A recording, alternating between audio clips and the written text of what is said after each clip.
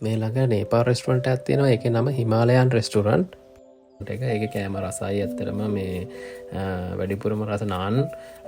ඉතින් අපිත් නාන් ඕඩර් කරා. නාන් ඕඩර් කරලා නාන් රොටි 3ක් දැම්මා. ගොඩක් ලොකුයි නාන් රොටිය කපලා ඉවරලා ඒක කන්න ගත්තා. ඉතින් මේ රෙස්ටුරන්ට් එකේ කෑම හරි රසයි. ඒ කියන්නේ නාන් රොටිත් එක අපි තව ඕඩර් කරා චිකන් ටිකලා මසාලා එකක්.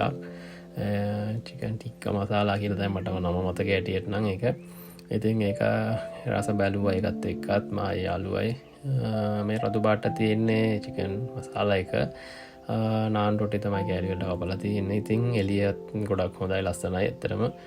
එතන හරි නිදහස් තැනක්. මේ ඊට පස්සේ මේ පොඩි ඩිස්ක් එකේ තියෙන චට්නි එකක්. චට්නි එකයි තව අච්චාරු එකක් ඒගොල්ලෝගෙන් හම්බ වෙනවා. ඒවත් එක්ක ඉතින් අපි රස බැලුවා කියන කෑම රස හොඳයි ටේස්ට් එක. ඊට පස්සේ අපි කරේ වාහනේ දාලා තිබ්බ තැනට ගියා. ඉතින් වාහන දාන්න ඒ හරිය ගොඩක් ඉඩ පාසුකම් අඩුයි. මේක ඇවිල්ලා ටවර් පාකින් එකක් තියෙන මෙතන. වාහනේ අපි එතනට දැම්මට පස්සේ වාහනේ උඩට යනවා. ගිහිල්ලා උඩ පාක් වෙන වාහනේ නැවතත් අපිට වාහනේ ගෙන්න ගන්න ඕන නම් අපි ඊට පස්සේ එතන දකුණුත් පස්සේ මැෂින් එකක් තියෙනවා. මැෂින් එකට වාහනේ අංක ඇතුළු කරාට පස්සේ ඒ හිට තිබුණු වෙලාවට අවශ්‍ය මුදල් වැටෙනවා. ඒ මුදල පේ කරාට පස්සේ නැවතත් වාහනේ ඇවිල්ලා පල්ලෙහාට ලැබෙනවා. වාහනේ ලැබුණාට පස්සේ අපේ වාහනේ අරගෙන එළියට එන්න තියෙන්නේ. ඉතින් එහෙමනම් වැඩ ටික ඉවරයි. අපි යන්න හදන්නේ ආයෙ දවසක හම්බෙමු.